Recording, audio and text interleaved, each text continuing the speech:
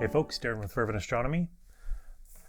Today I want to talk to you about a new lens from Sigma, the 20mm F1.4 DG-DN. Currently this lens is available for Sony E-mount and L-mount, so your Panasonic full frame, Leica, and of course Sigma cameras. But many of you are probably going to have a Sony camera, and you're going to wonder, is this a really good choice, considering that you have access to a couple different options as far as 20mm lenses go. So let's take a little bit of a look at this lens, and we'll see how it performs with some astro, and hopefully give you an idea if it's the right lens for you. Okay, here we have the Sigma 20mm f1.4 DG-DN. Now this is a very nice lens. That said, I'm not giving it the white glove treatment. Please disregard. My hands are just cut up and bandaged up and a little bit unsightly. But the lens is very well made. It's got Sigma's latest standard of build quality for their Art Series lenses, including the new style hood, where it's got that release button and this rubberized grip. Here we've got the lens cap. It's been the same for about a decade, and that reveals an 82mm filter thread, which allows you to use front filters on this lens, which is a really nice thing. The front element luckily doesn't protrude there. So if you've got the lens hood on, you actually will notice that there's some room around the edges here, so you can get in here and adjust any circular polarizers or variable ND filters that you might be using as well. So that is quite a nice option, especially if you're doing landscape or video. But this being an astro review, let's look at some of the astro features that Sigma is marketing. So one thing that they mentioned was that they have a retaining flange here for dew heaters. This will prevent dew heaters from sliding off the edge.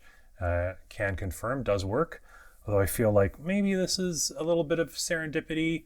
Some of their other lenses have these flanged ends, I think to accommodate the front elements. So I think this is maybe just a coincidence, but it's clever marketing and it does what it says it does.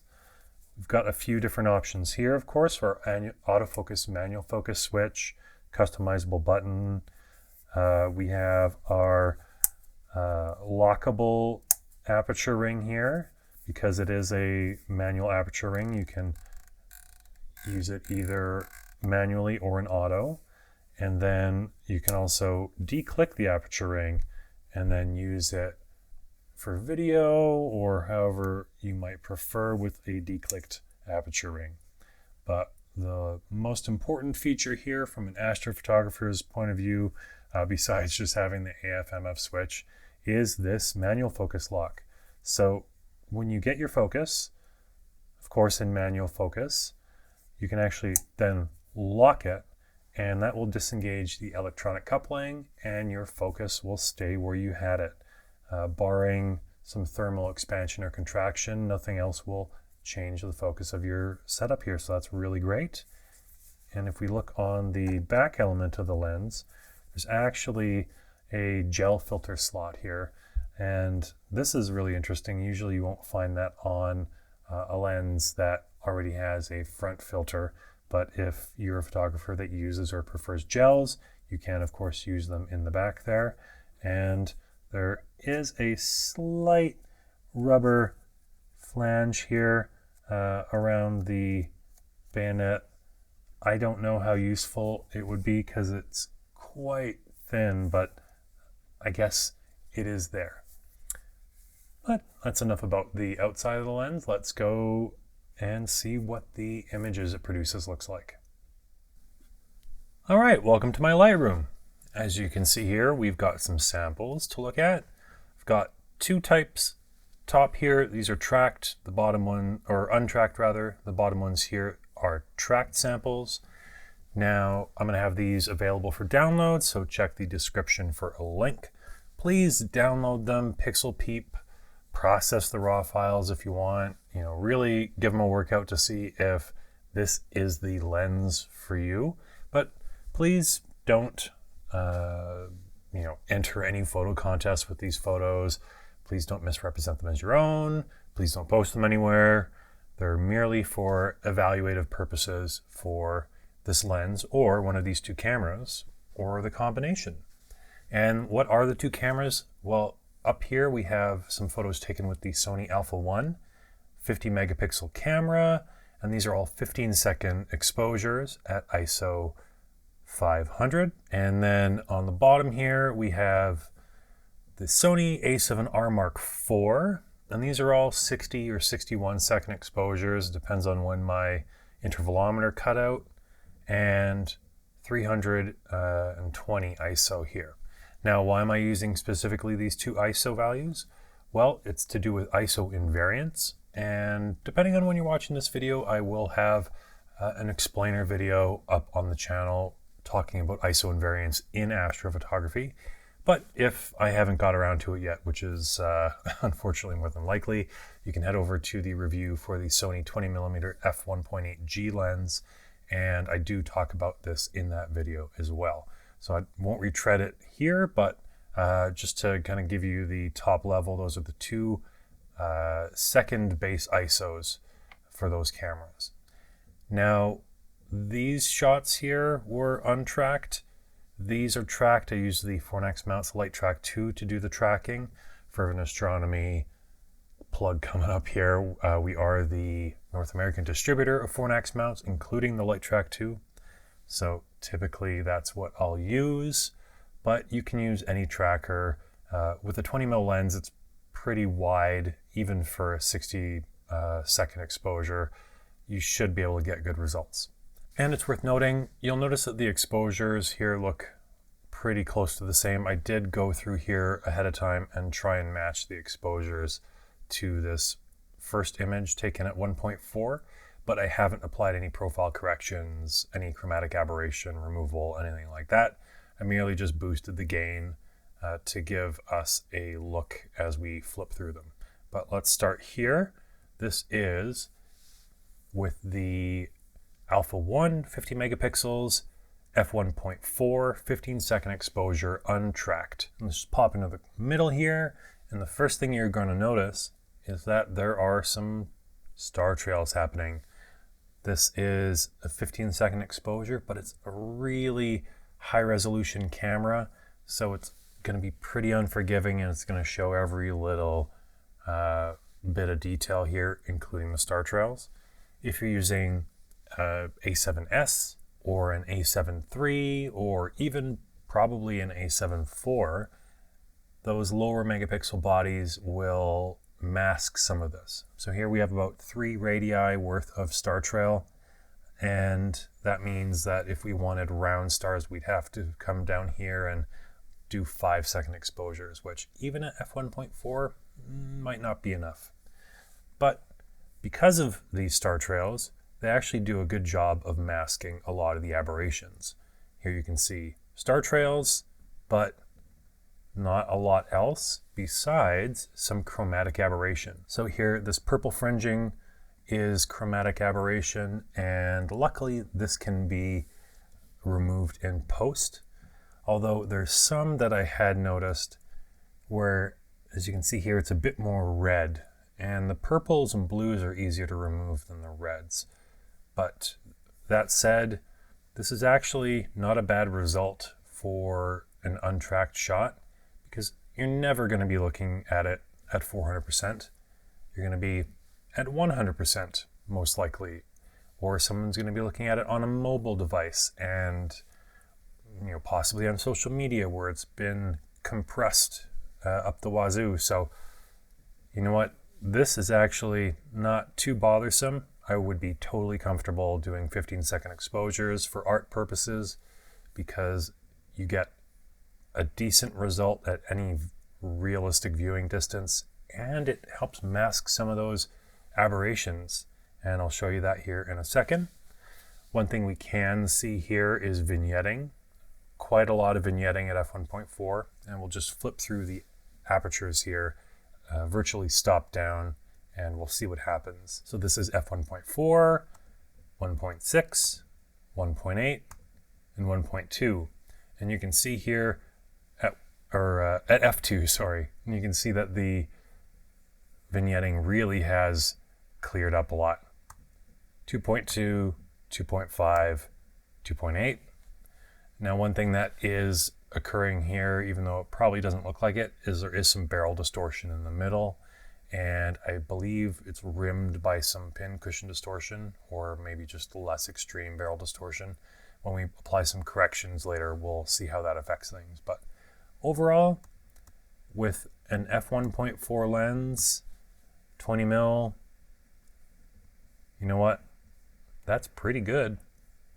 Oh hey, look, a satellite. Haven't seen one of those in any of my images lately. At any rate, sarcasm aside, let's go back and we'll take a look at the tracked photos. So here we have tracked, and first thing we'll notice that vignetting is present. Again, there is the barrel distortion, so the middle of the frame here is distorted outwards. And I do believe that this particular lens is actually pretty flat, or rather there's not a lot of field curvature. Field curvature is when you're focused in the middle and the edges and corners are out of focus. But if you focus for the corners, the middle ends up out of focus. Now, I think Sigma did a pretty good job here, as we'll see in a moment, of at least keeping it flat, although that doesn't mean that it's without its own quirks. First thing, we'll pop into the middle here, and of course, those star trails are gone because we were tracking this particular shot. I feel like the contrast is a little lower than it could be here in the middle, wide open, but overall, it's not too bad. These bright stars do show some chromatic aberration. And here's a good example here where we're having a different color fringe towards the center of the lens as opposed to towards the outside of the lens. So if you imagine that there's a line going from the middle out radiating, you'll find that you might get one color towards the center and one towards the edge. Unfortunately, this red color is hard to deal with in post.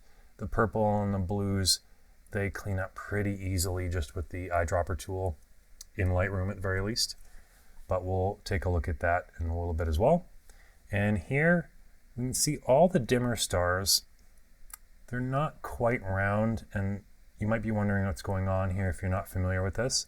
This kind of film grain appearance is the result of spatial filtering. And spatial filtering is an algorithm that is meant to reduce noise and suppress hot pixels.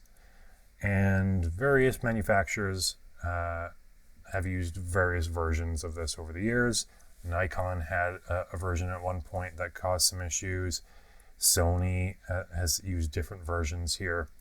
And you might know it better by its other name, Star Eater. And essentially what's happening is these stars just have, based on the brightness of the stars and the number of pixels and the relative brightness from some pixels to their adjacent pixels, etc., blah, blah. Long and short, some stars get worked on by this algorithm. And to my eye, I mean, it does look kind of like film grain. It doesn't bother me too much. Some people, it really irks. If you are watching this review and you're using an L-mount camera, maybe a Panasonic, this isn't a result of the lens. This is a result of Sony's spatial filtering algorithm. So you can kind of disregard that particular bit. But if you have a Sony camera and you are fine with this, like many of us are, keep on keeping on. If you haven't purchased a Sony camera and this is a deal breaker, well, maybe we just saved you a couple bucks. And if you are a Sony user but weren't aware of this, if you didn't notice it before, if it ain't broke, don't fix it. Because when you're at normal viewing distances, again, it fades into the background and you can't notice that it even exists. We are zoomed in at 400 with a 60 megapixel sensor. But I don't want to come off like I'm making any excuses for Sony. I would love it if they had a way to turn off this algorithm personally, so that we could do our own noise reduction and hot pixel removal using dark frames. But at the moment, it is what it is. Now, something else to note here, there's a little bit of spherical aberration, but not a lot. And spherical aberration is when you get these bright points that bloat out and they'll spread sort of in haze around them. And here the stars are actually pretty well controlled. So usually most modern lenses are like that. It's not going to be a huge deal. But I've been yakking for a while, and I know what you really want to look at is the corners. So let's take a look, and just hold on to your butts. Yeah, what on earth is that? Is it some kind of space phoenix? Is it like Captain Marvel astigmatism, a little bit of rocket pop, chromatic aberration? This is what happens when the lens encounters a fairly bright star towards the edges or corners of the frame. And this is a mix of two different aberrations. We've got astigmatism and chromatic aberration. And two kinds of astigmatism, no less. So first, we have what's called tangential astigmatism. And tangential radiates from the center to the edges, and you'll always find it along these axes. And then if we take a look here, this bird wing kind of shape, this is called sagittal astigmatism, and that occurs orthogonal, or at a right angle rather, to the tangential. So it looks like it rings the frame. Anywhere you look, these shapes will be pointed one end toward the middle of the frame with these wings out to the side. The other aberration we're experiencing here is chromatic aberration, and we've got this bluey purple towards the middle of the frame, and then pointing towards the outside of the frame we have this red. And this bluey purple can be handled fairly easily with the eyedropper tool in Lightroom or other programs.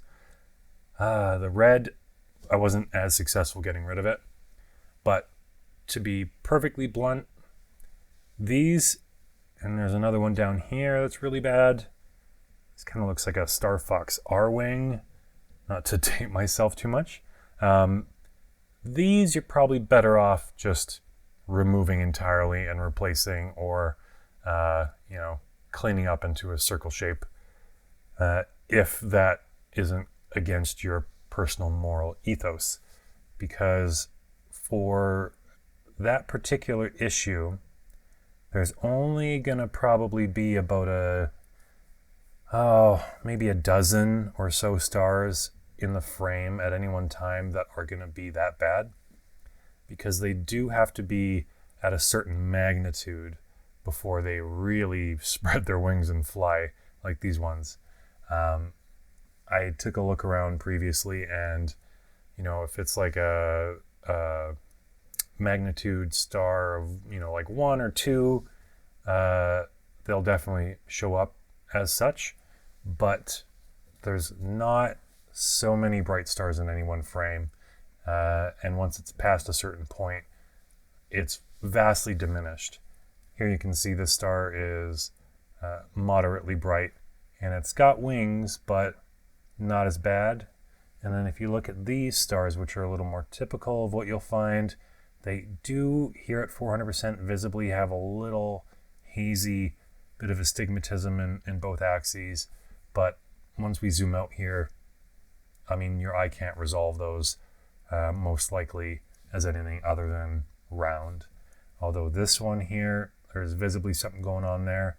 And this one, I mean, there's sharp enough points that you can maybe notice that it's not round, but it is, a star shape, quote unquote. So that might not bother many of your viewers, so to speak. But we've spent a lot of time talking about that. let's talk about a couple of other things. With this particular copy of the lens, I want to make note. Let's see, there's a bunch of astigmatism on these little stars here. We'll jump to the bottom corner here. You can see the direction they're facing is moved because they're facing towards the center of the frame, but they look about the same. But if we jump over to the other side, you'll see that they've lost that bird shape, and now they look like little Pac-Man ghosts or jellyfish or something. And even the ones where the astigmatism is pretty bad are really changing shape. And we'll jump down to the bottom. Here we've got more jellyfish and not many space phoenixes to speak of. And so what's going on here? Well, every lens is different, and every copy of every lens is going to be slightly different. And I mean, I don't want to say never, but you're highly unlikely to ever find a perfect copy of a perfect lens. So you should always expect that there are going to be some differences in between any version of a lens that you walk home with. In my case, this is the second copy I've tried. The first copy had astigmatism here in the middle of the frame, but then also astigmatism here, but then out here it was cleaner. So I took that one back. And this one, there is obviously a difference. More than likely what's happening is there's either a small tilt in one of the lens elements so that one side's tilted up or down a little more relative to the other one, or perhaps there's a little decentering, or it could be as simple as every lens element is formed with its own imperfections, and this particular lens element in my lens might just have a little bit of uneven resolving power when it comes to the astigmatism. So that is something to be aware of. You more than likely will want to test the lens and see if you're happy with the results. But just know that even this one, normal viewing distances, I mean, it really is a wash. It's definitely hard to tell the difference between those little aberrations. And as we showed earlier with the untracked shots, the small movements of the sky, the star trailing, really invalidate all of this pixel peeping that we're doing, because a lot of that gets masked. At any rate, we'll go back over here and we'll talk about another potential aberration, chromatic aberration, or coma. And chromatic aberration is what happens when you have you'll have a bright point star, and then you'll have kind of a fuzzy comet tail that will go out behind it, either away or towards the center of the frame. And it kind of looks like a comet tail, so they call it chromatic aberration after comets. And here there might be a little bit. It's really tough to tell because of the astigmatism and whatnot. But, keeping in mind that these do have a slight, comet shape, but without much of a tail, it's certainly possible that it's there. But if it's there, it's not really that big of a deal. And it's definitely not encroaching on the middle of the frame, where things are quite round and not flaring out. Now, there are two different types of coma, internal and external coma, and that depends on what direction that comet tail is facing. Here, if this is in fact coma, that tail would be facing outwards, so this is called external coma. But again, I'm not too worried about it.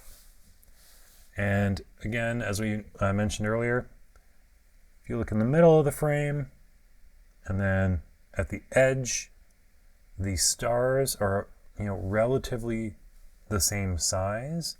I don't really feel like we're dealing with an out of focus situation on the edges as opposed to the center. So I am thinking that this particular lens is fairly flat field. So you're in focus in the center and also in focus on the edges. And yeah, besides that little bit of chromatic aberration here in the middle and maybe just a touch of spherical distortion or spherical aberration, it's not really much else to talk about. So let's flip through and see what happens as we stop down virtually here. So this is f1.4, 1.6, 1.8, f2. Here you can see, again, just as in the other untracked versions, the vignetting has cleaned up quite a bit.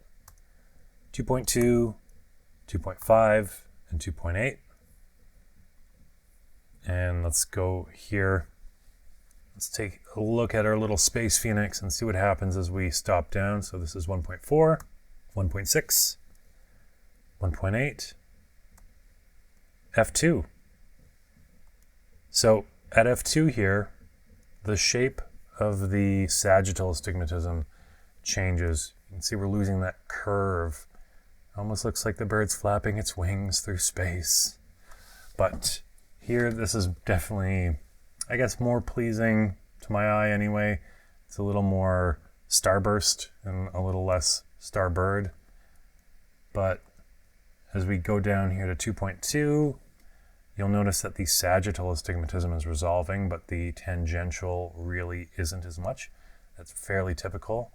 They are two types of astigmatism, but they're not directly proportional, and they are, in fact, independent. And here we are at 2.5 and 2.8. And by 2.8, we've got a roundish star with some starbursting, and you're probably seeing some diffraction at this point from the aperture blades. So, that's definitely a lot tighter than this. However, you don't buy an f1.4 lens to shoot it at 2.8 usually. So you'll have to decide for yourself if this is something that you're willing to deal with. For my opinion, such as it is, I think the bulk of the stars are very pleasing in size. I don't think this astigmatism really shows up at normal viewing distances. And for someone like me who does a lot of time lapses, there's actually something here that's a very important, pro, and we'll talk about that in a moment. I'll just pop over here to the develop module because I want to apply corrections. There, you see that. When we apply our profile corrections, the middle flattens out. It almost bulges a little bit around the edges. There might have been some pincushion there. And we've got a nice flat field. Pay special attention to the edges of the frame, because you'll notice that it does crop in a little bit, so you do lose some field of view, but it's not too extreme. And we're left with a nice, relatively even field here. And quickly do some chromatic aberration removal. Just take our eyedropper here, hit that purple fringe, and you have to find the balance for you, but that's why the raws are downloadable. You can figure that out for yourself. But as we can see, it has resolved much of those bright blue-purple spots around the frame. And that brings me to one reason that I think this lens is useful, especially for time lapses. If you'll notice here, the edges and the center, the stars look by and large the same size. And if you've ever had a lens that has some pretty extreme aberrations around the edges, you'll be familiar with this kind of tight small stars in the middle and then bloated bright stars around the edges. And my experience doing time lapses is that as your subject, for instance, like the Milky Way, moves through, it you'll have it come through the one edge of the frame, and the stars will be quite big, and then they'll shrink as they go towards the center, and then as they approach and exit the other end of the frame, they'll get big again. And it can almost look like you're looking through the bottom of a soda bottle or something like that. So for my take on this, with these really badly flaring stars here with the astigmatism, I'm willing to deal with that because most of the other stars here are actually resolving around the same size, which makes this look like a nice flat field. Sort of almost a telephoto level of compression with a wide angle for stars. But that's just my take. Of course, I highly encourage you to make your own decisions on this, but that is my perspective. So that just about covers it. Is this a lens for you? Is this just a complete deal breaker and you'll never spend a dime on a lens that has astigmatism like that? I hope this look at the Sigma 20mm F1.4 DGDN has helped you make a decision on that. And, again, please go download those raw files and take a look for yourself and make your own decision. But I hope that having these available has at least made things a little bit easier. Fervent Astronomy is an astrophotography company, and if you ever find yourself in the market for a telescope or tracking mount or cooled CMOS camera or something to that effect, by all means head to ferventastronomy.com and check us out and see if we have something that might fit the bill. But now that I'm done shilling for myself, more than anything, I just want to encourage you to get out under the night sky, get out under the stars, whether or not it's with this lens or another lens or just with your eyeballs. Just experience the cosmos that are there for you to enjoy. And if you have the option of taking photos of it, share that with other people and share the wonder and awe for the universe. So I've been Darren with Fervent Astronomy. Thanks so much for watching. Take care.